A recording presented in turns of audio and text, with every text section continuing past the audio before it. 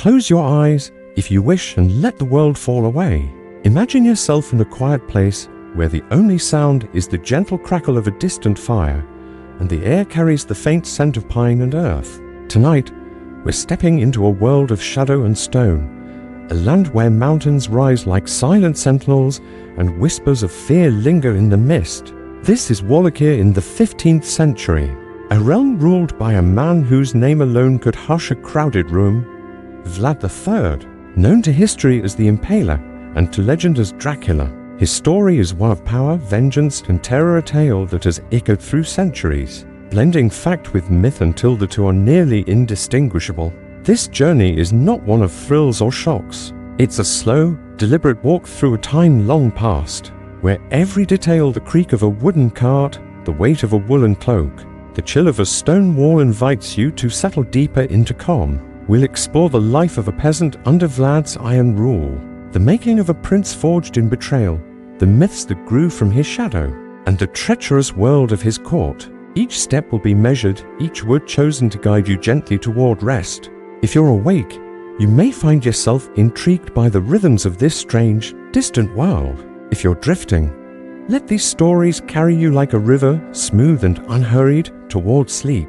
Let us begin where so many lives began and ended in Vlad's Wallachia, in the shadow of his rule. As a humble peasant scratching out a life in a land where fear was as constant as the rising sun. Picture yourself in a quiet, darkened room, the world outside hushed, as if holding its breath. The air is cool, carrying the faint scent of wood smoke and damp earth. Tonight, we invite you to step into a distant time, a place where the Carpathian mountains rise like silent guardians, their peaks shrouded in mist. This is Wallachia in the year 1460, a land ruled by a prince whose name alone could still a crowd, Vlad III, known as the Impaler.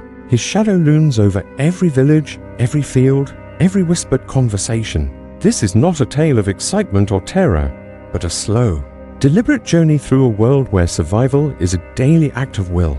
Let the details, the creak of a wooden door, the chill of morning air, the rhythm of a peasant's life carry you gently toward rest. You are a peasant in a small Wallachan village, waking to the first pale light of dawn. Your home is a modest structure of timber and thatch, its walls weathered by years of wind and rain. The floor beneath your feet is packed earth, cool and smooth, worn down by countless steps. The air inside is heavy with the scent of straw and the faint, lingering warmth of last night's fire. Your bed is a simple pallet, stuffed with straw that rustles as you rise, your body stiff from the hard surface. You pull on a coarse tunic, woven from hemp and patched where it is frayed, and wrap a woolen cloak around your shoulders. If you're fortunate, you slip into boots, their leather cracked but sturdy. These are your armor against the day, as vital as any knight's plate. Outside, the village stirs. The thatched roofs of neighboring homes gleam with dew, catching the soft light of morning. A muddy path winds through the cluster of houses, leading to fields of barley and rye that stretch toward the horizon. In the distance, the Carpathian mountains stand sentinel, their slopes dark with pine. A wooden church, its steeple leaning slightly from years of neglect, marks the village's heart. Its bell tolls softly, a low, resonant sound that calls the faithful to prayer. But there's another sound, faint yet inescapable, that threads through the morning air.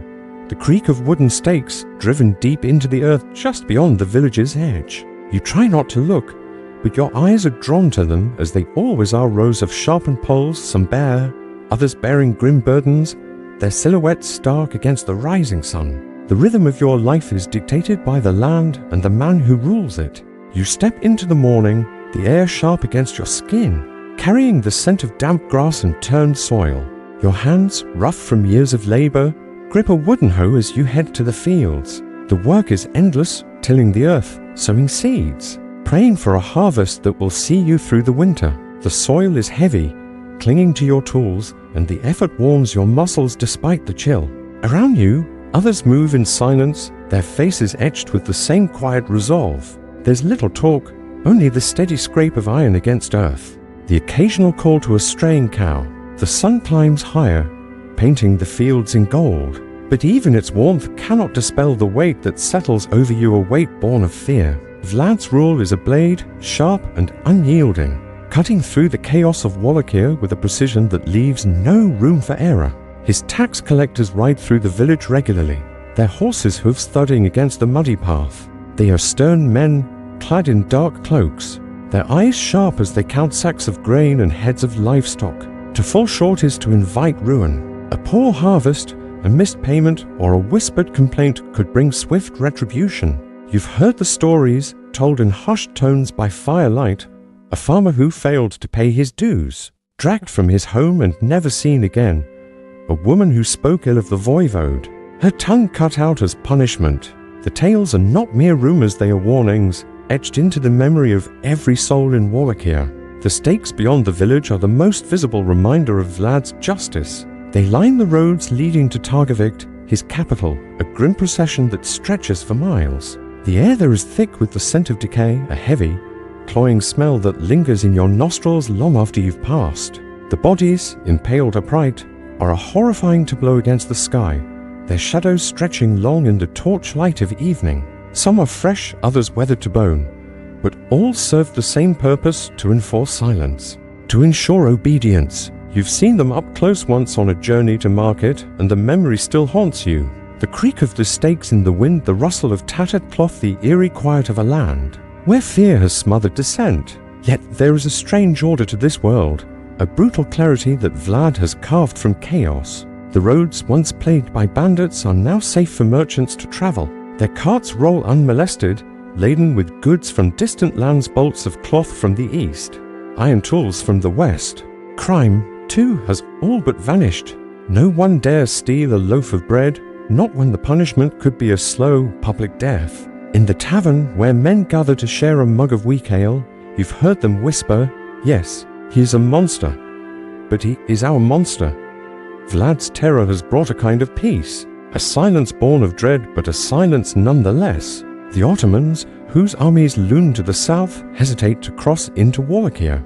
The boyars, the scheming nobles who once bled the land dry, now bow to Vlad's will or face his wrath. For you, a peasant, this order offers no comfort, only survival. Midday approaches and you pause in the fields, your back aching from the morning's labor. You find shade beneath a gnarled oak, its branches heavy with leaves, and share a simple meal with your neighbors. A round of rye bread, its crust hard but its center soft, is passed around, along with a jug of water drawn from the stream. If the season has been kind, there might be a handful of berries, their tartness a fleeting pleasure. The stream itself is a lifeline, its waters clear and cold, reflecting the sky like a mirror. You dip your hands in, feeling the chill against your skin, and for a moment, the world feels clean, untainted. But the moment passes. A cart rumbles by, its driver averting his eyes from the stakes that line the road. You follow his gaze, and the weight of fear settles over you again, as familiar as the ache in your bones. The rhythm of your life is unrelenting, a constant struggle against the land and the man who rules it. You return to the fields, your home moving in steady arcs, the earth yielding slowly to your efforts. The air hums with the buzz of insects, the calls of birds, the distant low of cattle. These sounds are the heartbeat of your world, as familiar as your own breath. Yet always in the distance are the stakes, silent, unyielding, a reminder that survival is not guaranteed. To live under Vlad is to walk a narrow path, where one misstep could lead to ruin. You've heard tales of other lands where lords are kinder, where justice is less cruel.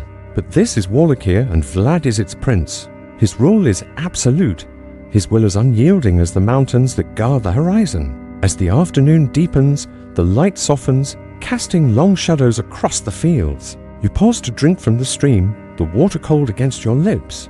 The village lies quiet, its rhythm slowing as the day wanes. You think of the evening ahead, of the simple comforts that await, a fire in the hearth, a bowl of stew, the warmth of your family gathered close. These are the small victories of your life, the moments that anchor you against the tide of fear. But even now, as you work, you're aware of the world beyond the village, the roads lined with stakes, the capital where Vlad holds court, the whispers of war that drift from the south. Life under the Impaler is a delicate balance, a dance between survival and surrender, and you are but one soul among many, caught in its unyielding rhythm. As the sun dips low, painting the Carpathian sky in hues of amber and violet, You trudge back toward the village, your hoe slung over your shoulder.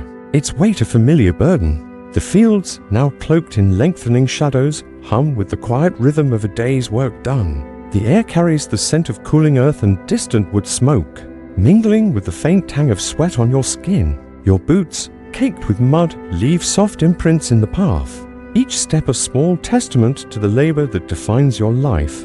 The village lies ahead, its thatched roofs glowing faintly. In the twilight, a cluster of humble homes huddled against the vastness of the mountains. Yet even now, as the day softens, you cannot escape the presence of the stakes, those silent sentinels just beyond the village's edge. They're creaking a low, mournful note in the evening breeze. You pause at the stream that cuts through the valley, its waters dark and glassy under the fading light. Kneeling, you splash your face, the cold a sharp relief against the dust and weariness of the day. The stream's gentle gurgle is a fleeting comfort, a sound that seems to belong to a world untouched by fear. You linger for a moment, watching the ripples catch the last glimmers of sunlight, and let your thoughts drift. The rhythm of your life, unyielding as it is, carries a kind of certainty, a cycle of planting, tending, harvesting, surviving. But survival under Vlad III, the voivode of Wallachia, is no simple matter. His rule is a constant presence, as inescapable as the mountains that frame your world. And every choice you make is shaped by the shadow of his justice.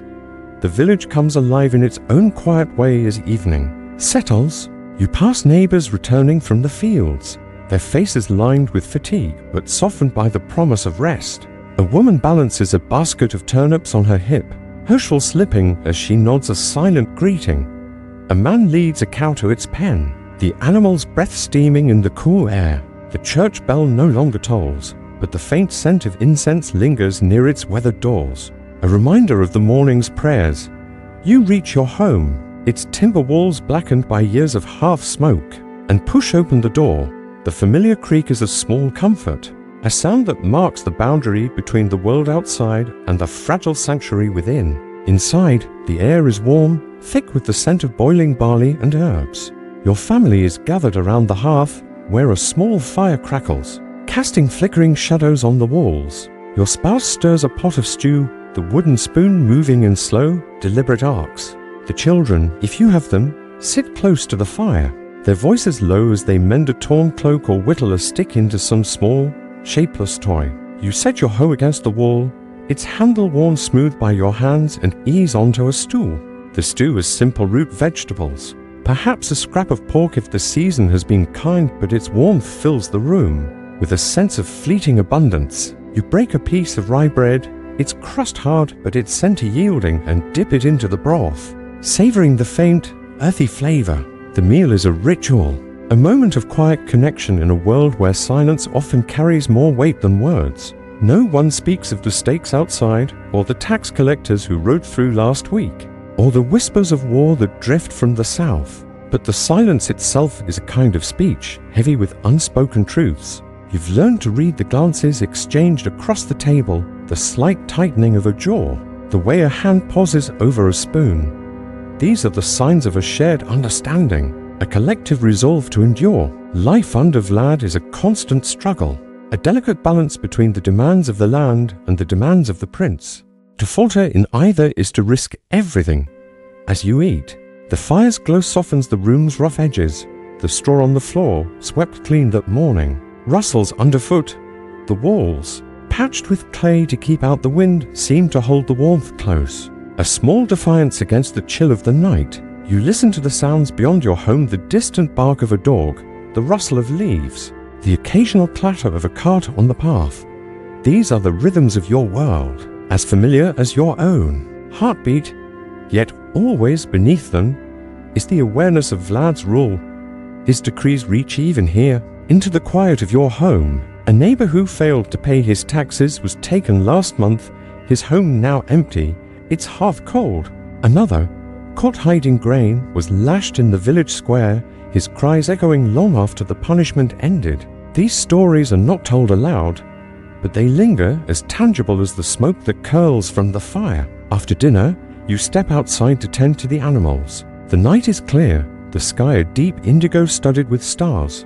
The air is crisp, carrying the scent of pine from the nearby forest.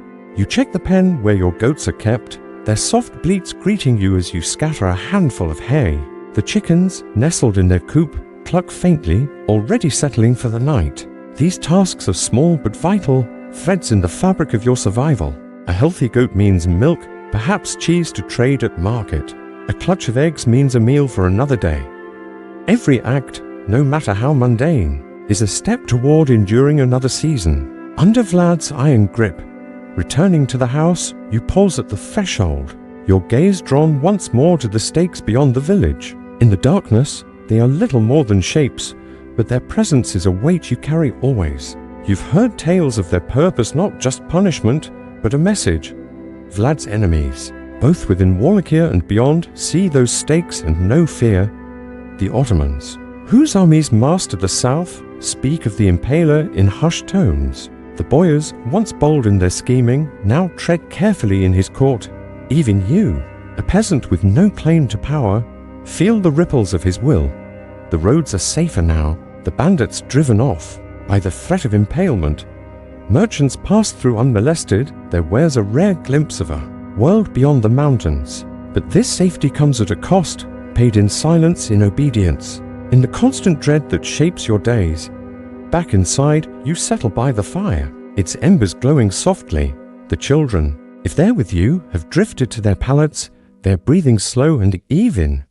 Your spouse mends a torn garment, the needle moving in steady, practiced motions. You take up a small task, sharpening a knife, repairing a strap, something to keep your hands busy as your mind wanders. The rhythm of your life is unyielding, but it is yours. You think of the fields, the stream, the church with its weathered steeple. You think of the stakes, the silence, the fear that binds your world together.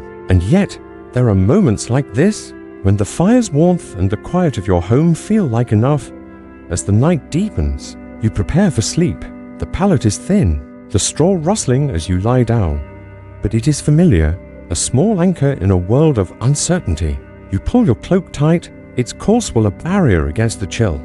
The fire has burned low, its glow barely reaching the corners of the room. Outside, the village is still, save for the occasional hoot of an owl or the rustle of wind through the trees. You let your thoughts drift, carried by the rhythm of your life, a rhythm shaped by labor, by fear, by the unyielding will of the man who rules you. Vlad's Wallachia is a land of contrasts, order carved from chaos, safety born of terror, survival won through surrender. To live here is to walk a narrow path, where every step is measured, every choice weighted with consequence. Imagine yourself sinking deeper into the pallet, the straw cradling your weight. The world outside fades, its sounds softening, its fears growing distant. Tomorrow will bring another dawn, another day of labor and vigilance. But for now you rest, lulled by the steady pulse of a life that endures unhurried beneath the stars. The rhythm of your days carries you forward, a constant thread in the tapestry of Wallachia. And as you drift, you carry with you the memory of this world, not just its fear, but its resilience, its quiet moments of connection, its stubborn will to survive. This village, these fields, this life, they are but one part of Vlad's Wallachia. Beyond the mountains, in the halls of power, a different story unfolds. A boy, born to privilege and torn from it, shaped by betrayal and hardened by vengeance, would rise to become the Impaler. His life, like yours, was a struggle, but one played out on a far grander stage, a stage of thrones, battles, and blood-soaked ambition.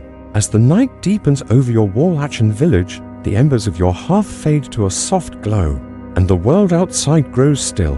The rhythm of your life as a peasant, bound to the fields and shadowed by fear, slips into the quiet of sleep.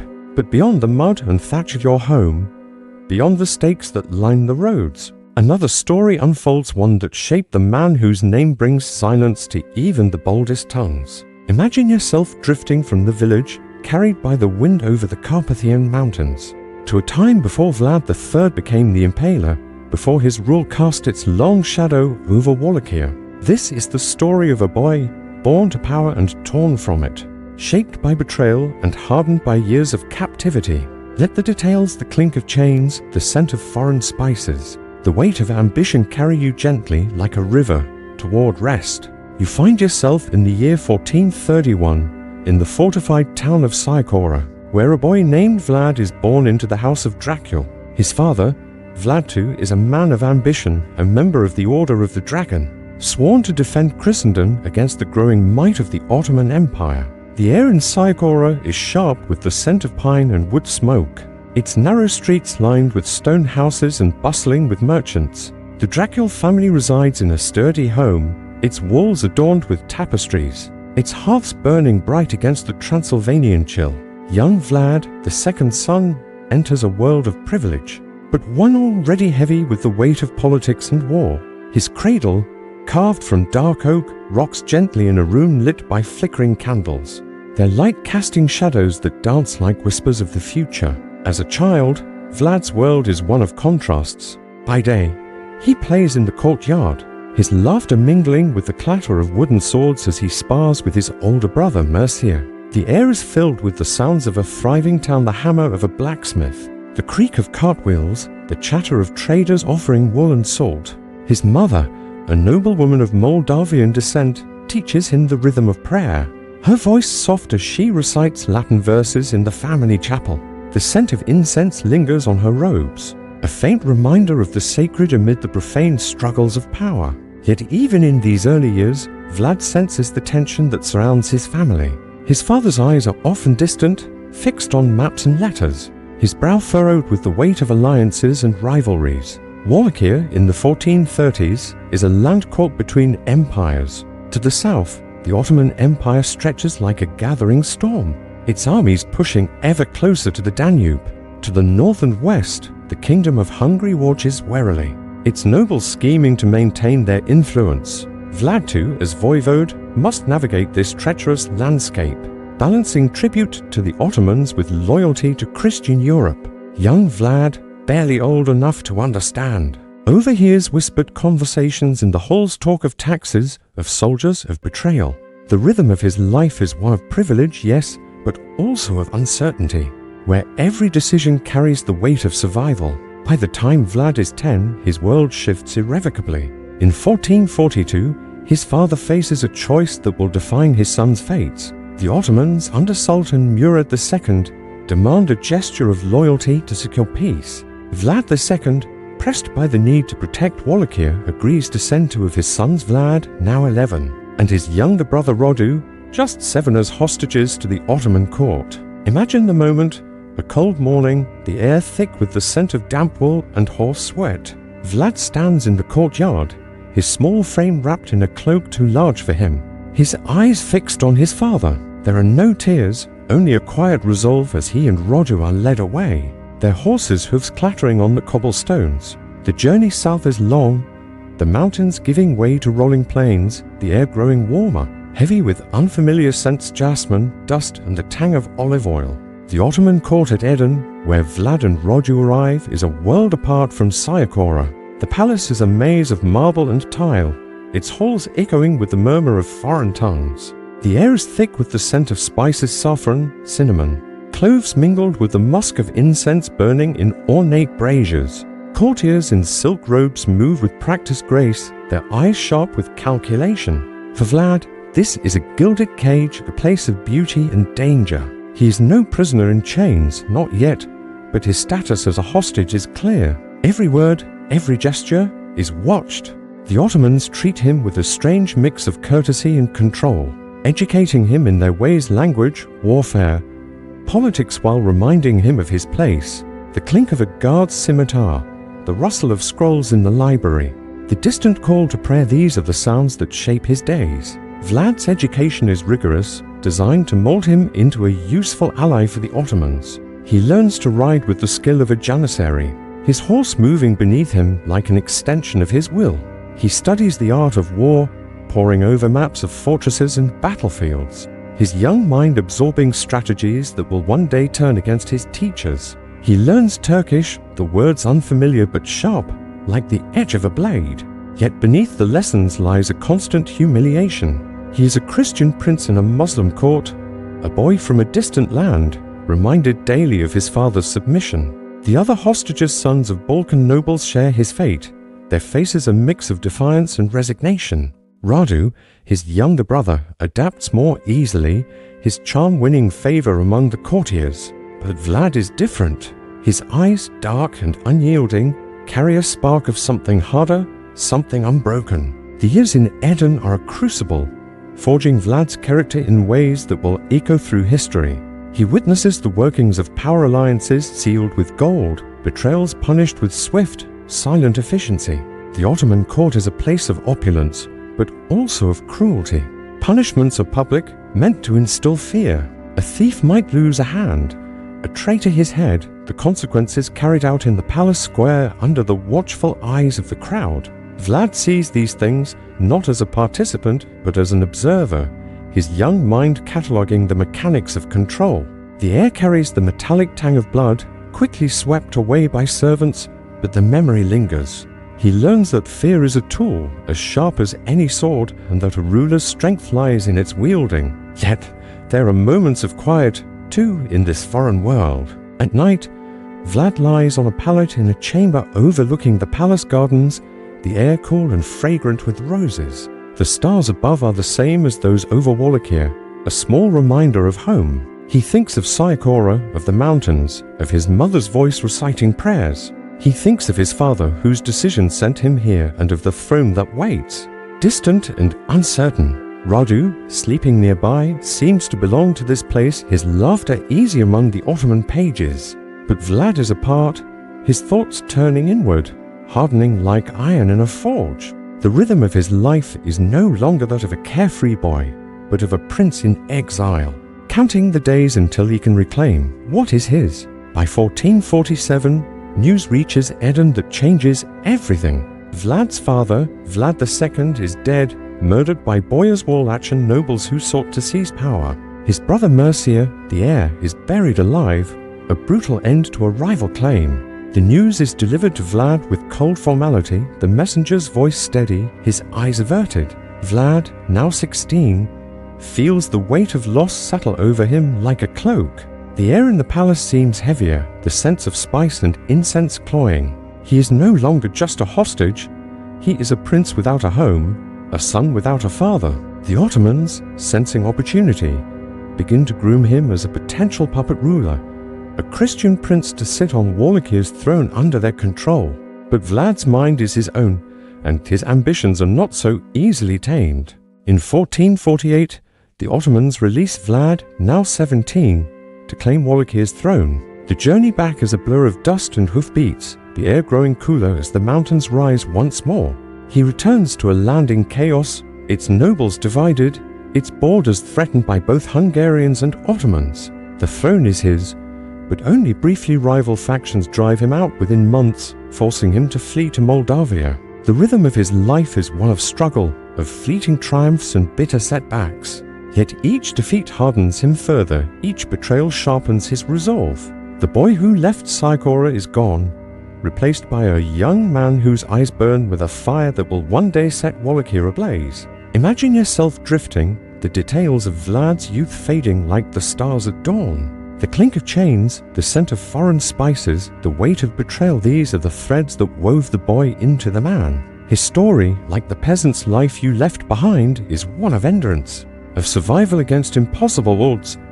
And as you linger in this world, let the rhythm of his early years carry you gently, preparing you for the battles and ambitions that will define his reign as the Impaler. The stars above Eden have faded from your thoughts, replaced by the rugged peaks of Wallachia, where a young prince, hardened by years of captivity, steps into a world of chaos to claim his birthright. Imagine yourself drifting from the marble halls of the Ottoman court, carried by the wind over the Danube to the year 1456. The air is thick with the scent of pine and damp stone, the Carpathian mountains looming like silent witnesses to a land torn by ambition and betrayal. Vlad III, now a man of 25, is no longer the boy hostage you left behind. His eyes, sharp and unyielding, carry the weight of loss and the fire of vengeance. This is the story of his rise as the voivode of Wallachia, his relentless campaigns against the Ottoman Empire, and the downfall that would cement his name in history. Let the details, the clatter of armor, the rustle of parchment, the rhythm of a land at war carry you gently, like a lullaby, toward rest. You find yourself in Targovik, Wallachier's capital, where Vlad III has claimed the throne for the second time. The year is 1456, and the town is a fortress of stone and timber, its walls scarred by years of conflict. The air carries the scent of wood smoke and freshly baked bread, mingled with the metallic tang of forges where smiths hammer out swords and spearheads. Vlad's court is modest compared to the opulence of Eden, but it hums with purpose. Messengers ride in and out, their cloaks dusty from the road, carrying letters sealed with wax. The streets are alive with the clatter of carts, the shouts of merchants, and the low murmur of prayers from the cathedral, its domes glinting in the morning sun. Yet beneath this activity lies a tension, a quiet dread that follows Vlad like a shadow. Vlad's return to power is no accident. After his brief reign in 1448, he spent years in exile, first in Moldavia, then under the protection of Hungary's John Hunyadi, a warrior lord who saw potential in the young prince. Hunyadi's death in 1456 opened the door for Vlad to seize the throne. Backed by Hungarian support but driven by his own ambition, the Wallachia he inherits is a land fractured by internal strife. The boyars, the powerful nobles who betrayed his father and brother, hold sway over vast estates. Their loyalty is fleeting as the wind. To the south, the Ottoman Empire presses closer, demanding tribute and submission. Vlad, shaped by his years as a hostage, knows the cost of weakness. His rule will be different in yielding, absolute, forged in fear. Imagine yourself standing in Targovik's main square, where Vlad's presence is felt even in his absence. The air is cool, the cobblestones slick with morning dew. A wooden platform stands at the square's center, its purpose unspoken but understood. Here, Vlad's justice is dispensed, swift and merciless. The boyars, once untouchable, now tread carefully. In 1457, Vlad invites them to a grand Easter feast, a gesture of reconciliation, or so it seems.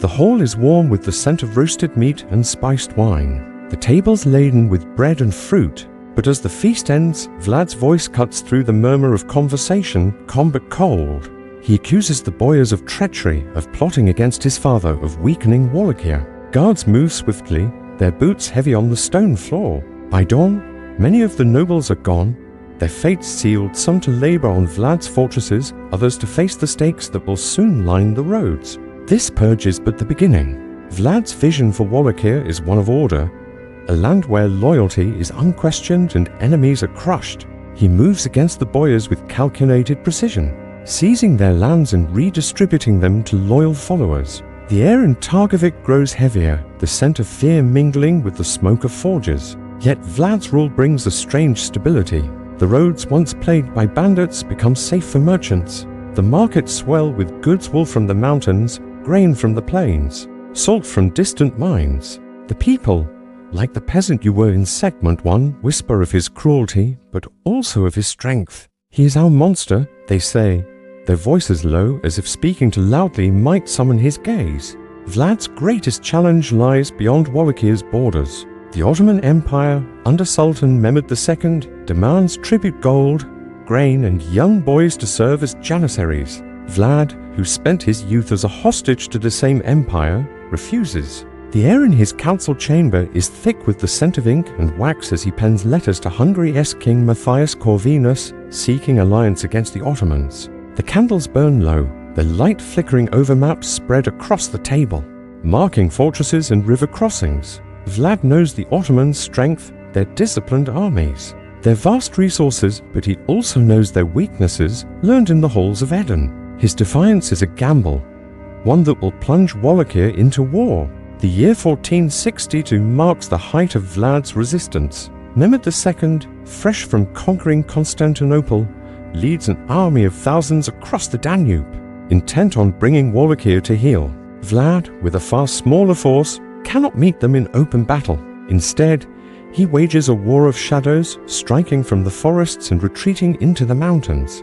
The air is thick with the scent of pine and smoke as his men burn crops and poison wells, leaving nothing for the invaders. Villages are abandoned, their hearths cold, their fields scorched. The Ottomans march through a land stripped bare, their supplies dwindling, their morale fraying. Vlad's tactics are relentless. his knowledge of the terrain a weapon as sharp as any blade. The night attack at Targovik in June 1462 is Vlad's boldest stroke.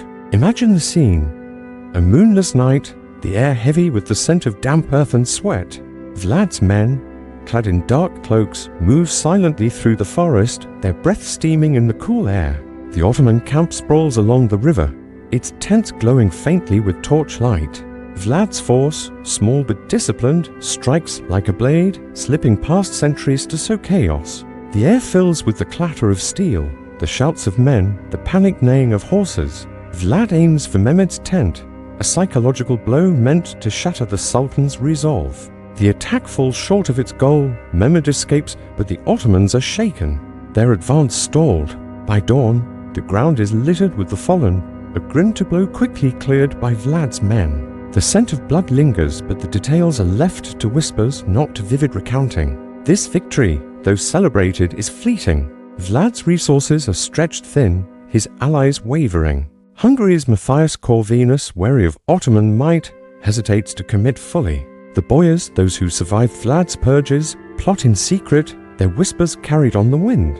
In late 1462, betrayal closes in. Vlad is captured by Hungarian forces, accused of treachery based on forged letters perhaps planted by his enemies, perhaps by the Ottomans.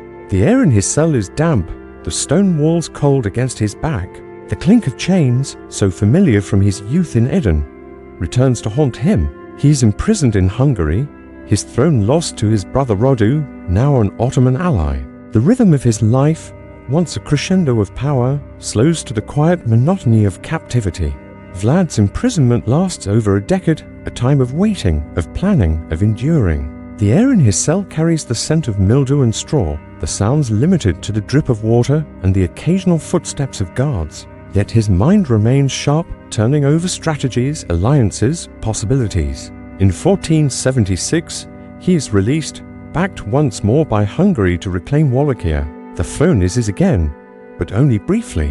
In December of that year, Vlad meets his end in a battle near Bucharest, the details shrouded in mist. Some say he was betrayed by his own men, others that he fell to Ottoman blades. His body, if it was ever found, was never laid to rest with ceremony. The air over the battlefield is thick with the scent of frost and earth, the ground a silent witness to a life ended too soon. Imagine yourself drifting, the clatter of swords and the rustle of parchment fading into silence. Vlad's life was a tapestry of ambition and betrayal, woven with threads of courage and cruelty. His campaigns, his purges, his defiance, they shaped a Wallachia that endured, but at a cost. The peasant you were, toiling in the shadow of his stakes, knew only the weight of his rule. But Vlad's story, like all stories, grew beyond the man himself, twisting into legend, into whispers of the undead. As you linger in this world, let the rhythm of his life carry you gently, preparing you for the myths that would rise from his shadow, blending history with horror in a tale that echoes still. The battlefield where Vlad III fell fades into the mist, its silence giving way to the quiet of your own thoughts. Imagine yourself leaving the rugged hills of Wallachia, the stakes and swords of the 15th century dissolving into shadow. The air grows cooler, carrying the faint scent of old parchment and candle wax. As you step into a different realm, one where history blurs into myth, where a prince's name becomes a whisper in the dark. This is the story of how Vlad the Impaler, the warrior king whose life you followed, became Dracula, a figure cloaked in Gothic horror. Let the details, the rustle of ancient manuscripts, the flicker of firelight, the murmur of folklore carry you gently, like a lullaby, toward rest. Tonight, we explore the roots of a legend, tracing the threads that wove a man into a monster.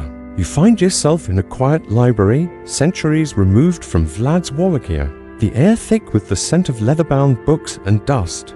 The year is 1897, and a novel by an Irish writer named Bram Stoker has just been published.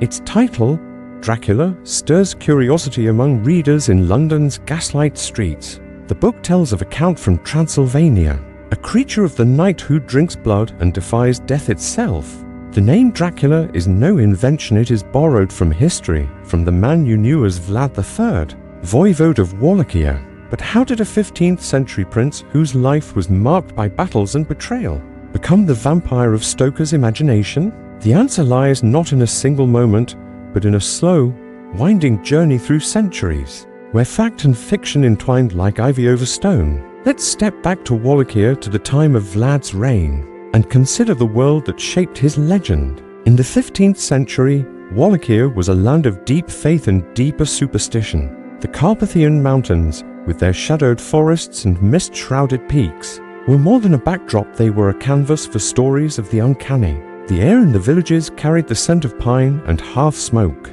but also the weight of whispered tales. Peasants, like the one you were, gathered by firelight to speak of Strigoi, restless spirits who rose from their graves to haunt the living. These were not the polished vampires of later fiction, but raw, primal figures, born from fear of death and the unknown. A body buried without proper rites, a soul unmoored by sin, might return as a Strigoi, its presence marked by a chill in the air or the sudden death of livestock. The church, with its wooden steeples and flickering icons, offered protection against such spirits. Priests sprinkled holy water, their voices steady as they recited prayers to ward off evil. Garlic was hung over doorways, its sharp scent a barrier against the unseen. Crosses, carved from oak or wall around the neck, were clutched tightly in moments of fear. These rituals were the rhythm of life in Wallachia, as constant as the turning of the seasons. Yet Vlad's rule added a darker note to these tales. His justice, swift and brutal, left rows of stakes along the roads, their burdens a grim reminder of his power. The scent of decay, heavy and cloying, clung to the air near Targovik, where the impaled stood as silent sentinels. To the people, these acts were both horrifying and awe-inspiring, a testament to a ruler who seemed to wield death itself. Whispers about Vlad began in his lifetime, carried on the lips of those who feared him. Stories circulated of his cruelty, exaggerated with each telling. It was said he dined among the impaled, his table set amid the stakes, the air thick with the scent of roasted meat and the groans of the dying. Some claimed he drank the blood of his enemies, a tale likely born from the sight of battlefields where life poured out onto the ground. These stories were not mere gossip, they were a way to make sense of a man whose actions defied understanding. To the peasants, Vlad was both protector and terror, a figure who kept the Ottomans at bay but at a cost that haunted their dreams. The air in the taverns, warmed by ale and firelight, buzzed with these tales, each one adding a layer to the myth that would outlive the man. As Vlad's life ended in 1476, the stories did not. They spread beyond Wallachia, carried by travelers and merchants along trade routes that wound through Europe. The air in these distant lands, Germany, Hungary, Italy, was different, scented with wine and wax rather than pine and decay. But the fascination with Vlad's cruelty was universal. In the late 15th century, German printers produced pamphlets detailing his deeds, their pages filled with woodcuts of stakes and grim feasts. These Flugschriften, as they were called, were read aloud in marketplaces, the words mingling with the clatter of carts and the shouts of vendors. The accounts were sensational, often embellished to thrill and horrify. Vlad was described as a tyrant who impaled thousands, a ruler whose wrath knew no bounds. The scent of ink and paper carried these stories to courts and taverns, planting the seeds of a legend that would grow over centuries. By the 19th century, the world had changed, but Vlad's name endured. Imagine yourself in a Viennese coffee house, the air rich with the aroma of roasted beans and tobacco. The year is 1830, and Transylvania, once part of Wallachia's orbit, is now a romanticized land in the European imagination. Travelers from Britain and France, drawn by tales of wild mountains and ancient castles, write of their journeys in journals and letters. The air in their accounts is thick with mist, the forests alive with wolves, the villages steeped in superstition. Transylvania becomes a place of mystery, a land where the past lingers like a shadow. Vlad's name, though often distorted, appears in these writings, linked to crumbling fortresses and whispered tales of blood. The rhythm of these stories is slow, deliberate, meant to intrigue rather than startle, but they feed a growing fascination with the Gothic. Bram Stoker, working in the 1890s, draws on this well of stories. His library in Dublin is a quiet haven, its shelves lined with books on history and folklore. The air carries the scent of old leather and candle wax, the pages rustling as he reads accounts of Vlad Dracula, the son of the dragon. Stoker finds Vlad's name in a footnote, a passing reference in a travelogue, but it resonates. The word Dracula, with its roots in the order of the dragon, evokes power and mystery. Stoker weaves this name into his novel, blending it with Eastern European folklore of the undead. The Strigoi of Wallachian tales, with their restless spirits and hunger for life, become the vampire of his imagination, a figure cloaked in black, moving through the mist, his presence chilling the air. Stoker's Dracula is not Vlad himself, but a shadow cast by his legacy. The novel's Transylvania is a land of jagged peaks and howling winds, its castles perched on cliffs that seem to defy gravity. The air is heavy with the scent of damp stone and pine, the nights alive with the rustle of bats. Stoker's count is a creature of elegance and menace, his voice soft but commanding, his eyes gleaming with an unnatural light. Yet the roots of this figure lie in Vlad's Wallachia, in the stakes that line the roads, in the whispers of blood and cruelty. The novel captures the Victorian fascination with the Gothic blend of fear and allure, where the past is both distant and disturbingly close. The folklore that inspired Stoker was not unique to Wallachia. Across Eastern Europe, tales of the undead were common, each region adding its own flavor. In Serbia, the vampire was a corpse that rose to torment the living, its presence marked by a sudden chill or the death of a loved one. In Romania, the Moroi was a spirit tied to untimely death, its whispers carried on the wind. These stories were born from a world where death was ever present, where disease and war could claim a village overnight. The air in these tales is thick with fear. The rituals garlic, crosses, holy water, a desperate attempt to impose order on the unknown. Vlad's reputation, with its tales of blood and impalement, fit neatly into this framework, his name becoming a shorthand for terror. Archaeology adds another layer to the mystery. Imagine yourself standing before Poenari Castle, one of Vlad's strongholds, perched high in the Carpathian Mountains. The air is crisp, scented with pine and the faint tang of moss. The castle, now a ruin, was said to have been built by boyars under Vlad's command, their labor a punishment for betrayal. The stones, weathered by centuries, still bear the weight of his presence. Archaeologists have searched for evidence of Vlad's life, his fortresses, his battles, his final resting place, but the answers are elusive. The air around Poenari is quiet. The only sounds the rustle of leaves and the distant call of a bird.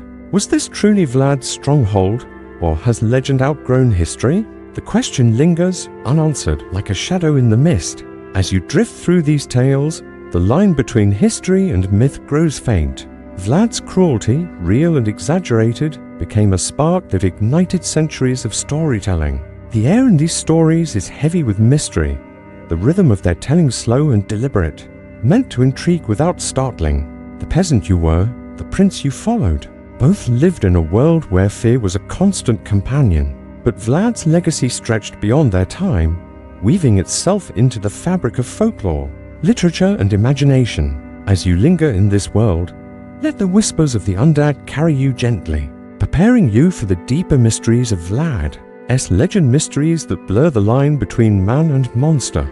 The quiet library where you lingered, surrounded by the scent of old parchment and candle wax, fades into the mist, and you find yourself once more in the rugged heart of Wallachia. The air is cool, heavy with the scent of pine and damp stone. As the Carpathian Mountains rise around you, their peaks shrouded in a veil of fog, the stories of Vlad III, the Impaler, have grown beyond the man himself, weaving through centuries to become the legend of Dracula. But where does the truth end and the horror begin? Tonight, we delve deeper into the mysteries that cling to Vlad's name, archaeological enigmas, whispered tales of blood and shadow, and the haunting ambiguity that blurs the line between history and myth. Let the details, the creak of ancient timbers, the rustle of leaves in the wind, the rhythm of a tale told by firelight carry you gently, like a river, toward rest. Imagine yourself standing before the ruins of Poenari Castle, high in the Arjek Valley, where the mountains seem to guard their secrets as fiercely as Vlad once guarded his throne. The air is crisp, scented with the sharp tang of pine and the faint mustiness of moss clinging to weathered stone. The castle, or what remains of it, perches on a jagged cliff, its crumbling walls a testament to time's relentless march. The path to the ruins is steep, a winding trail of loose rock and gnarled roots, each step echoing with the crunch of gravel underfoot. The wind carries a low moan as it sweeps through the valley, a sound that feels almost alive, as if the stones themselves whisper of the past. This is said to be Vlad's stronghold, a fortress built by the hands of boyars he forced into labor as punishment for their treachery. But how much of this tale is truth, and how much is legend?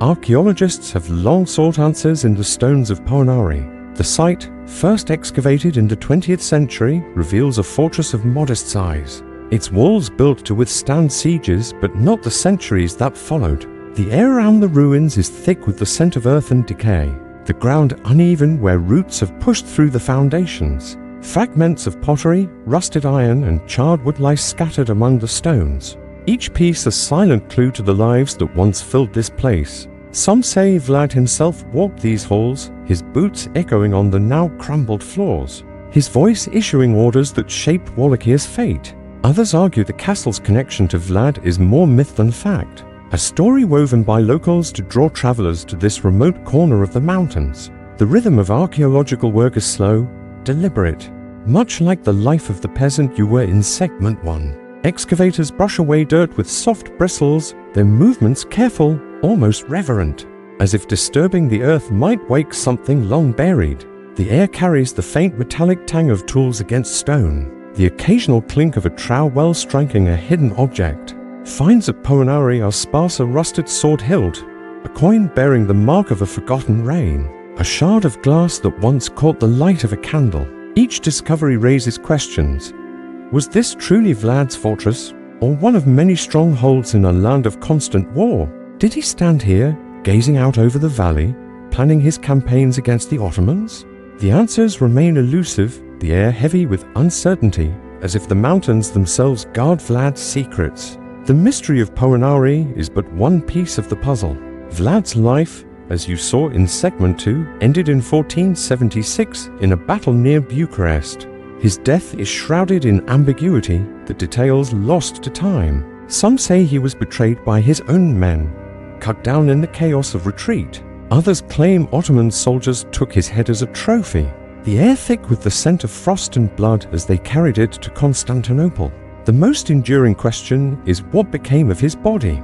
No tomb bears his name, no crypt holds his remains. The air around Snogov Monastery, where some believe he was buried, is quiet, scented with incense and the faint sweetness of wild flowers. Excavations there have uncovered graves, their stones worn smooth by time, but none can be linked to Vlad with certainty. The rhythm of these searches is one of patience, of sifting through layers of earth and story, seeking a truth that may never be found. These archaeological mysteries feed the legend of Dracula, giving it a tangible weight.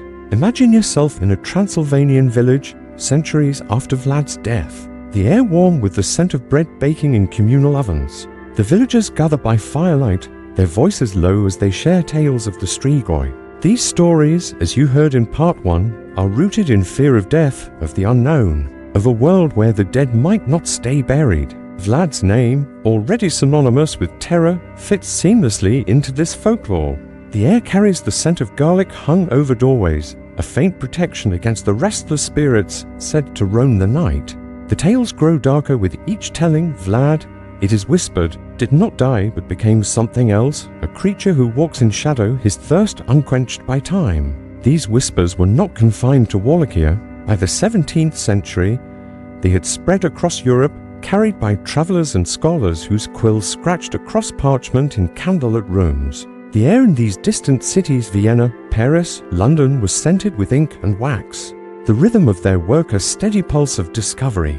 Reports of Vlad's cruelty, first printed in German pamphlets, were translated and retold, each version adding a new layer to the myth. One account claimed he dipped his bread in the blood of his enemies, the image chilling despite its likely exaggeration. Another described him dining among the impaled, the air thick with the scent of roasted meat and the groans of the dying. These stories, though rooted in Vlad's actions, grew beyond history, becoming tales of a man who defied death itself. The 19th century, with its fascination for the Gothic, breathed new life into these tales. Imagine yourself in a London drawing room, the air heavy with the scent of coal smoke and polished wood. The year is 1870. And travelers' accounts of Transylvania are read aloud, their pages filled with descriptions of mist-shrouded castles and villages. who cross themselves at dusk.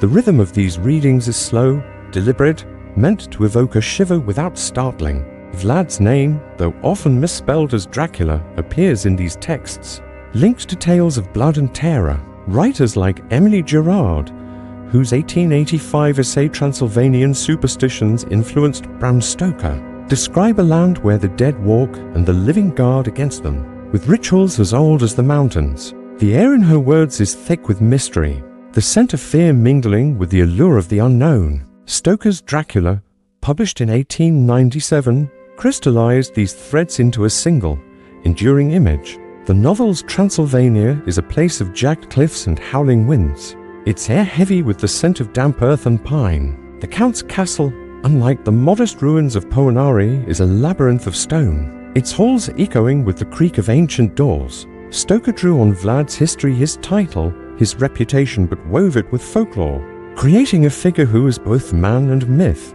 The air in the novel carries the chill of the grave, the rhythm of its prose slow and hypnotic, drawing readers into a world where the past is never truly gone. The Strigoi of Wallachian tales, with their hunger for life, become the vampire, a creature who moves through the night, his presence marked by a shadow that lingers too long. Yet the question remains, where does history end and horror begin? The air around Vlad's story is thick with ambiguity, the line between fact and fiction as faint as the mist that clings to the Carpathians. Archaeological evidence offers no clear answers. The ruins of Poenari, the graves at Snargorv, the scattered artifacts of Wallachia, they hint at a man who was both ruthless and revered, but they cannot confirm the tales of blood and shadow.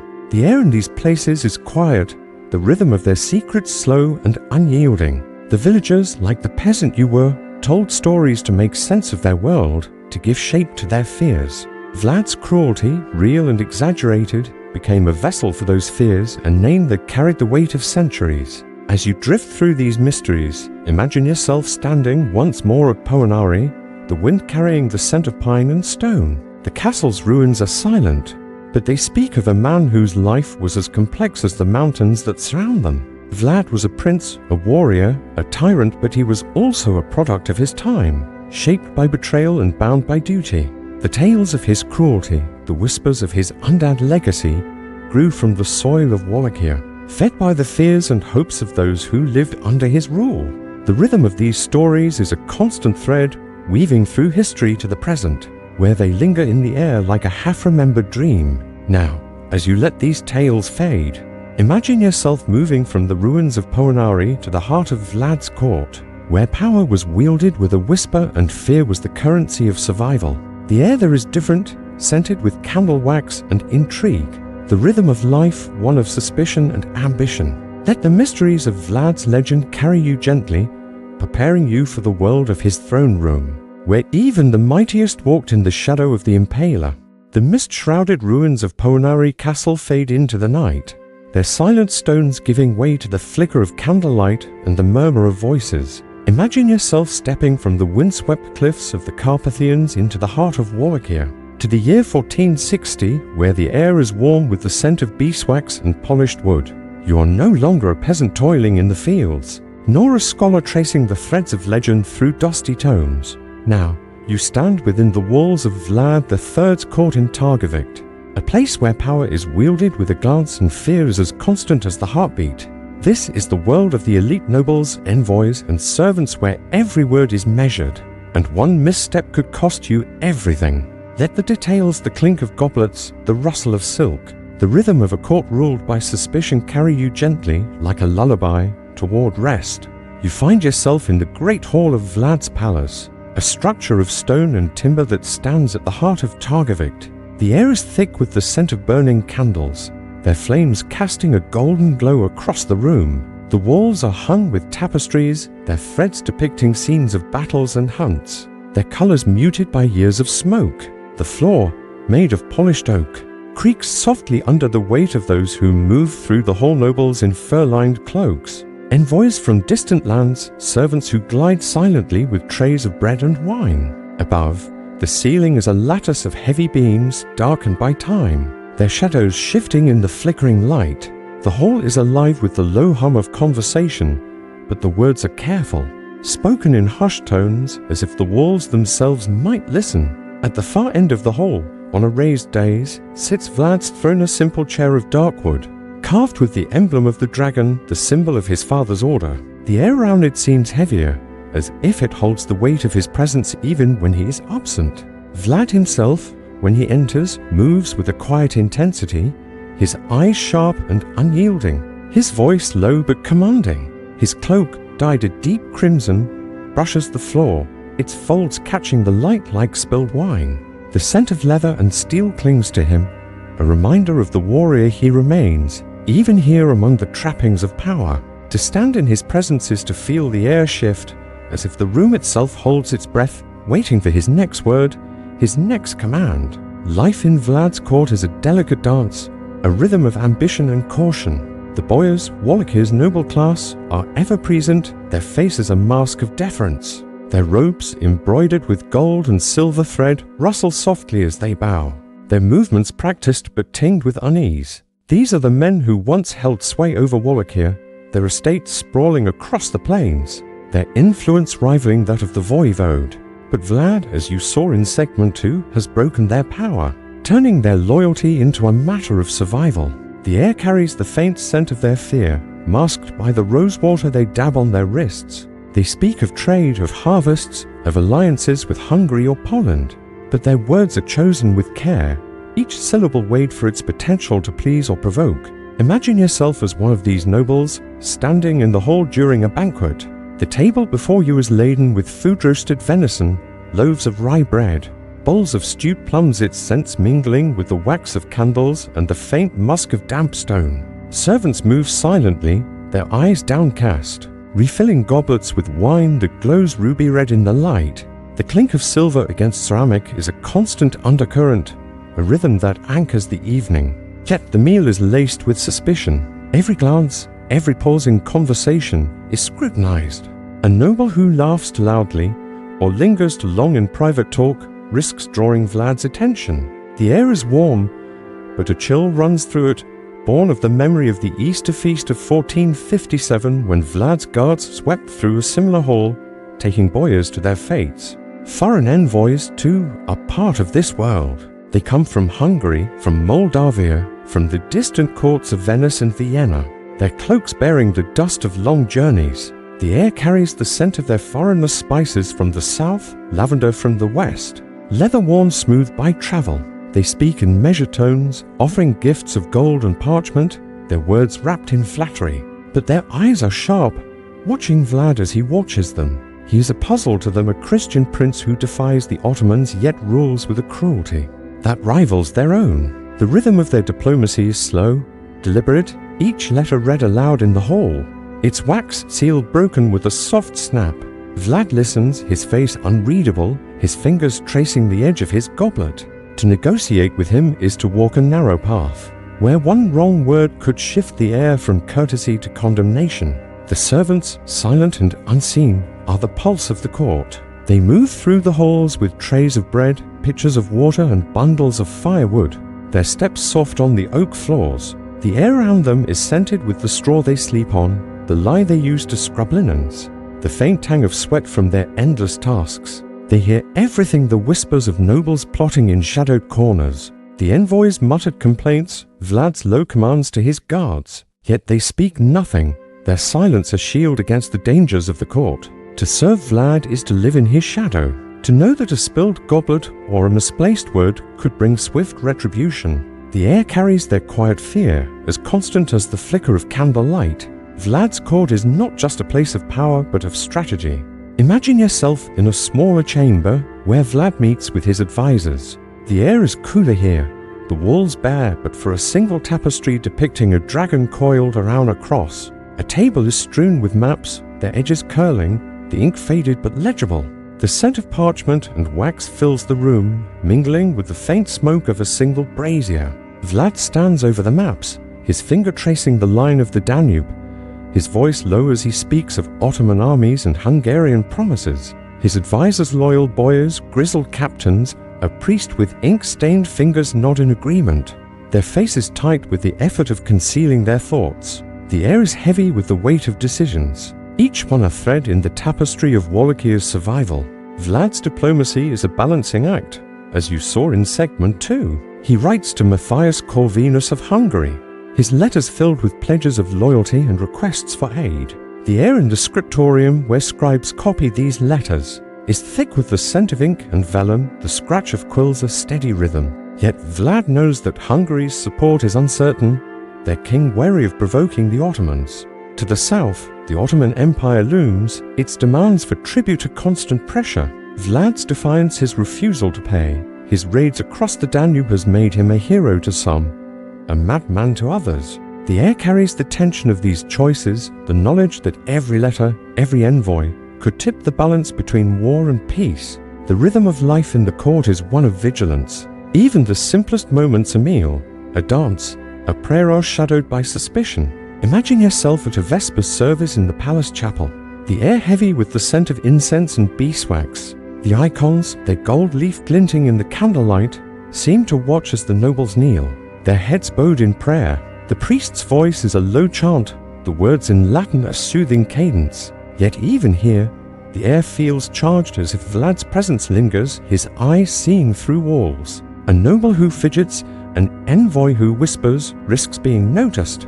The stakes outside Targovict, though unseen from the chapel, are a constant reminder of the price of disloyalty. As the evening deepens, you move through the palace corridors, the air cooler now, scented with the faint mustiness of stone. The candles have burned low, their flames casting long shadows that flicker like secrets. The nobles retire to their chambers, their doors barred against the night. The envoys write their reports, their quills scratching in the quiet, their words careful to avoid Vlad's wrath. The servants sweep the floors, their movements silent, their eyes averted. The rhythm of the court slows, but it never truly rests. Fear is the currency of survival here, as constant as the stars that shine above the Carpathians. Imagine yourself drifting, the candlelit halls of Targovict fading into the quiet of your own thoughts. The court of Vlad III was a world apart from the peasant's life you knew, yet bound by the same fear, the same stakes that lined the roads. It was a place where power was both a prize and a burden, where every soul from noble to servant walked in the shadow of the Impaler. As you linger in this world, let the rhythm of their lives carry you gently, preparing you for the final chapter of Vlad's court, the story of his brother Radu, the rival who mirrored him, and the whispered question that haunted them all: was Vlad a hero or a tyrant doomed by his own? Darkness? The candlelit corridors of Vlad III's palace in Targovict fade into shadow, their flickering glow giving way to the quiet of a deeper night. Imagine yourself lingering in this world of stone and suspicion, where the air is heavy with the scent of wax and whispered secrets. The rhythm of the court, with its careful words and watchful eyes, pulses like a heartbeat, binding nobles, envoys, and servants in a delicate dance of survival.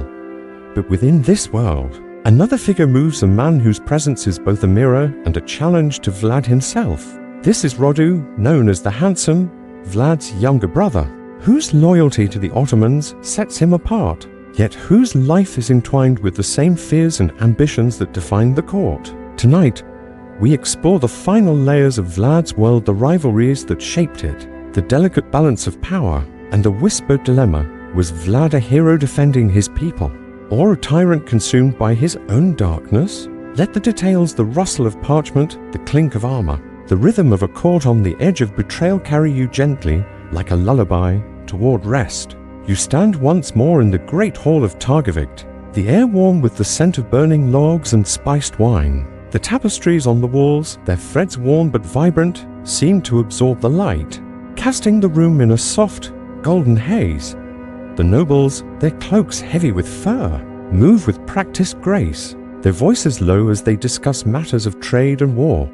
The servants, silent as shadows, weave through the crowd, their trays laden with bread and roasted meat. The air carries the faint clink of goblets, the murmur of Latin prayers from a distant chapel, the occasional creak of the oak floor underfoot. But beneath this surface of order lies a current of unease, a tension that binds every soul in Vlad's court. And at the heart of this tension stands Radu, a figure whose presence shifts the air, drawing eyes and whispers in equal measure. Radu the Handsome, younger brother to Vlad, is a man of striking contrast. Where Vlad's presence is a blade sharp, unyielding, commanding Rogers is a silken thread, subtle and disarming. His features, as described in the chronicles, are refined, his eyes bright with a charm that won favor in the Ottoman court where both brothers were once hostages. The air around him carries the faint scent of rosewater, a remnant of his years in Eden, where he adapted to the ways of the sultans. His robes, dyed in deep blues and greens, shimmer in the candlelight, their fabric softer than the coarse wool of war-action nobles. Yet his grace is not weakness. Radu is a skilled diplomat, a warrior in his own right, and a man whose loyalty lies not with Vlad, but with the Ottoman Empire, a loyalty forged in the marble halls of Eden, as you saw in segment 2. Imagine yourself as a noble in Vlad's court, standing near the throne, your hands clasped to conceal their trembling. The air is thick with the scent of wax and wood smoke, the hall alive with the low hum of conversation. Roger's arrival, announced by a herald's steady voice, sends a ripple through the crowd. He enters with a small retinue, their boots soft on the floor, their cloaks bearing the dust of a long journey. From the south, the scent of foreign spices, saffron perhaps, or cloves clings to them, a reminder of the world beyond Wallachier's borders. Roger bows to Vlad, his gesture precise, but his eyes hold a spark of defiance, a silent challenge that only those closest can see. The air shifts, the noble's whispers falling silent as Vlad's gaze meets his brother's. The rhythm of the court slows, each breath measured, as if the hall itself waits for what comes next. Roger's presence in Targovict is rare, but its impact is profound. He is no mere visitor, he is a rival, a claimant to the throne backed by the might of the Ottoman Empire. In 1462, as Vlad waged his campaign against Sultan Mehmed II, Roger was sent to Wallachia with an Ottoman army, tasked with unseating his brother. The air then was thick with the scent of smoke and earth, the roads lined with the stakes that marked Vlad's defiance. Roger's forces, disciplined and vast, moved through the land, their banners fluttering in the wind. Unlike Vlad, whose rule was forged in fear, Roger offered a different vision, one of stability under Ottoman protection. The nobles, weary of Vlad's purges, listened to Roger's promises, their loyalty wavering like a flame in the breeze. In the court, Roger's charm is a weapon as sharp as Vlad's cruelty. Imagine a council meeting, the air cool in a smaller chamber where maps and letters cover a heavy table. The scent of ink and vellum mingles with the faint smoke of a brazier, its coals glowing softly. Vlad sits at the head, his fingers tracing the edge of a dagger, his voice low but commanding. Radu, invited as a gesture of diplomacy, sits across from him, his posture relaxed but his words precise. He speaks of peace, of trade routes secured by Ottoman gold, of a Wallachia free from the constant threat of war. The air carries the weight of his words, each one a subtle challenge to Vlad's vision. The nobles, their faces tight with caution, listen in silence, their thoughts hidden behind courteous nods. To agree with Radu is to risk Vlad's wrath. To dismiss him is to court the displeasure of the Ottomans. The rhythm of their silence is a delicate balance, a dance on the edge of betrayal. The servants, too, feel the tension. They move through the chamber with pitchers of water and plates of bread, their eyes averted but their ears sharp. The air around them is scented with the straw of their palates, the lie of their labors, the faint tang of fear that never leaves. They have seen nobles vanish after such meetings, their names unspoken, their fates marked by the stakes outside the city. The scent of decay, faint but ever present, drifts from the roads beyond Targovict, a reminder of Vlad's justice. Yet Roger's presence offers a different kind of danger, a promise of change that could upend their world. The rhythm of their work is unchanged, pouring wine, sweeping floors, tending hearths, but their thoughts are heavy with the knowledge that the court is a battleground, its weapons words and whispers. Vlad's response to Rodu is a study in control. His voice, when he speaks, is calm, almost gentle, but the air around him crackles with intensity. He recounts his victories, the night attack at Targovict, the scorched earth that slowed Mehmed's army, his words painting a picture of a Wallachia that stands defiant. The nobles nod, their agreement automatic, but their eyes flicker to Rodu, as if weighing his promises against Vlad's strength. The air is thick with the scent of wax and tension, the candles burning low as the meeting stretches into the night. Vlad's defiance is absolute, but it is a lonely path. The Ottomans are a tide that cannot be held back forever, and Radu with his charm and his armies is their chosen instrument. The court's daily life continues, its rhythm unbroken despite the undercurrent of rivalry. Imagine yourself at a feast, the hall filled with the scent of roasted venison and freshly baked bread. The tables are set with silver and ceramic, the goblets glowing with wine. Musicians play softly, their lutes and flutes weaving a melody that floats above the murmur of conversation. The air is warm, but the nobles' laughter is restrained, their glances darting to Vlad at the head of the table. Radu, seated nearby, smiles easily, his charm disarming even those who distrust him. The servants move with practiced efficiency, their trays heavy with fruit and cheese, their faces blank to hide their thoughts.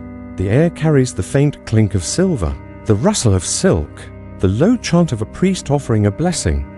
Yet every moment is shadowed by the knowledge that one wrong word, one misplaced glance could shift the air from festivity to fear. The moral dilemma of Vlad's rule hangs over the court like a storm cloud.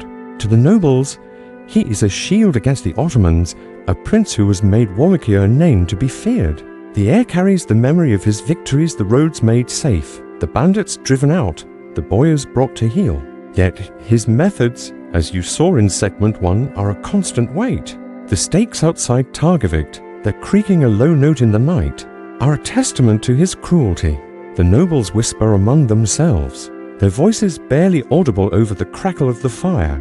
Is Vlad a hero, defending Christendom against the tide of Islam? Or is he a tyrant, his throne built on fear and blood? The air holds no answers, only the scent of wax and wine, the rhythm of a court that endures because it must. Roger's presence sharpens this question. His vision of Wallachia prosperous, peaceful, under Ottoman protection offers a contrast to Vlad's relentless war. The air around him is lighter, scented with the promise of stability, but it comes at a cost. To accept Radu is to accept Ottoman rule, to trade one master for another.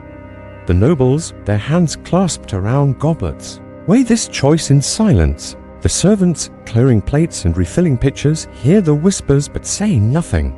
The air carries the tension of a decision unmade, a future uncertain. Vlad's court is a crucible, forging loyalty and betrayal in equal measure, and Radu is both its mirror and its challenge. As the night deepens, the hall empties, the nobles retiring to their chambers, the envoys to their letters, the servants to their tasks. The air grows cooler, the candles burning low, their flames casting long shadows across the stone walls. You linger in this world, the rhythm of the court slowing to a quiet pulse. Vlad's rule, as you saw in segment 2, was a fire that burned bright but brief. His defiance a spark that lit the way for legends. Radu, his brother and rival, was a different kind of flame, steady, subtle, but no less dangerous. The air carries the weight of their rivalry, the scent of ambition and fear, the rhythm of a court where every soul walked in the shadow of the Impaler. Imagine yourself drifting, the whole fading into the quiet of your own thoughts.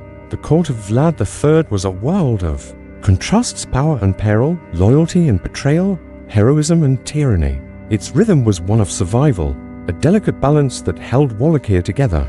If only for a moment, as you let this world slip away, carry with you the echoes of its story, the peasant's toil, the prince's ambition, the legend's shadow. And as you rest, let the rhythm of these lives, so distant yet so vivid, guide you gently into the comfort of the present, where the air is soft, the night is calm, and sleep awaits. The great hall of Targovict fades into the stillness of the night, its candlelight dimming, its whispers dissolving into silence. The air, once thick with the scent of wax and wine, grows soft, carrying only the gentle rustle of leaves beyond the walls. You have walked through the world of Vlad III, known as the Impaler, a land where fear and order intertwined like roots beneath the Carpathian soil. From the peasant's toil in the shadow of stakes to the boy prince, forged in captivity to the warrior king who defied an empire, to the legend that wove his name into tales of shadow and blood, you have seen Wallachia in all its complexity. And in the court of Vlad, where nobles and envoys balanced ambition against survival, you felt the pulse of a world shaped by one man's unyielding will. Now, as the echoes of that time grow faint, let us step back, leaving the rugged mountains and the weight of history behind. to find rest in the quiet comfort of the present. Imagine yourself sitting by a hearth, not in a thatched hut or a stone palace, but in a place of your own, a room where the air is warm-scented, with the faint sweetness of wood smoke or perhaps the soft aroma of a favorite tea. The world outside is calm, the night wrapping around you like a blanket, its silence broken only by the occasional whisper of wind or the distant call of an owl. The rhythm of Vlad's Wallachia, with its endless labor, its battles, its whispered fears, feels distant now. A story told in the glow of a fire that has long since burned to embers. Yet the threads of that story linger, weaving through the centuries to touch the present, reminding you of the resilience and complexity of those who lived under the Impaler's shadow. Reflect, if you will, on the peasant you were, rising at dawn to till the fields, your hands rough against the wooden hoe, the air heavy with the scent of earth and dread. Life then was a constant struggle, each day a delicate balance between survival and surrender. The stakes beyond the village, their creaking a mournful note in the wind, were a reminder of Vlad's, just as harsh, unyielding, but effective in its own brutal way. The roads were safe, the bandits driven out, the Ottomans held at bay, yet the cost was a silence born of fear. That rhythm, so different from the ease of your present moment, was one of endurance, of finding small victories in a shared meal, a warm hearth, a night of rest unbroken by the sound of hoofs. Consider, too, the boy prince, Vlad, torn from his home in Siagora, his childhood traded for the marble halls of Eden. The air there was thick with the scent of spices and intrigue, the clink of chains a constant reminder of his captivity. His life, as you followed it, was a forging a transformation from boy to warrior, from hostage to voivode. His campaigns, his defiance of the Ottomans, his purges of the boyars, were acts of will that shaped Wallachia, but they came at a price. The air of his battles carried the scent of smoke and earth, the rhythm of his rule one of unrelenting resolve. Yet his downfall, betrayed by allies and lost in a forgotten battle, was a reminder that even the mightiest are bound by the fragility of trust. The legend that grew from Vlad's name, as you explored in the quiet of a library or the ruins of Poenari, was a tapestry woven from truth and fear. The air of those tales was heavy with the scent of old parchment and mountain mist. The stories of Strigoi and vampires blending history with horror. Vlad's cruelty, real and exaggerated, became a spark that lit the imagination of centuries. From German pamphlets to Bram Stoker's novel, the rhythm of those stories was slow, deliberate, meant to intrigue without startling. Yet they carried a weight that lingered. A question that echoed through the ages: was Vlad a monster, or a man shaped by the demands of his time? In the court of Targovict, you saw the final act of Vlad's world, a place where power was a delicate balance, where nobles and envoys walked in the shadow of fear. The air was warm with candlelight, scented with wine and wax, but heavy with suspicion. Radu, the brother who mirrored yet opposed Vlad, brought a different vision, one of peace under Ottoman rule, a contrast to Vlad's fire. The nobles, their hands clasped around goblets, weighed their loyalty against their survival, their whispers a rhythm of doubt and ambition. The servants, silent and unseen, moved through this world, their lives bound by the same fear that shaped the peasants' days. And at the heart of it all was Vlad, a figure whose presence shifted the air, whose will held Wallachia together, if only for a moment. Now, as you sit in the quiet of your own space, let these stories settle around you like dust after a storm. The world of Vlad III was one of contrasts order carved from chaos, safety born of terror, heroism shadowed by cruelty. It was a world where every soul, from peasant to prince, lived with the weight of survival. There lives a rhythm of resilience against impossible odds. The air of that time, thick with the scent of earth, blood and ambition, feels far removed from the calm of your present. Here, the night is soft, the air gentle, the rhythm of your breath steady and unhurried. The stakes, the battles, the whispered legends, they are stories now, echoes of a past that shaped the world but no longer binds it. Imagine yourself sinking deeper into this moment, the warmth of your surroundings a contrast to the cold stone of Targovict, or the windswept cliffs of Poenari. The rhythm of history, with its cycles of struggle and survival, has carried you through Vlad's Wallachia, but it has also brought you back to the present where the air is yours, to breathe the night yours to rest in. The Impaler's shadow, so vivid in his time, has softened into myth, a tale told to intrigue and to soothe, whether he was a hero defending his people or a tyrant consumed by darkness. His story is a reminder of the human capacity to endure, to shape, to dream. As you drift, let the weight of that distant world slip away. The creak of wooden stakes, the clatter of swords, the rustle of parchment, they fade into silence, replaced by the gentle hum of your own world. The mountains of Wallachia, the courts of power, the legends of the undead, they are stories now carried on the wind, their rhythm a lullaby that guides you towards sleep. Rest now in the comfort of the present, where the air is calm, the night is kind, and the past is but a whisper fading softly into dreams.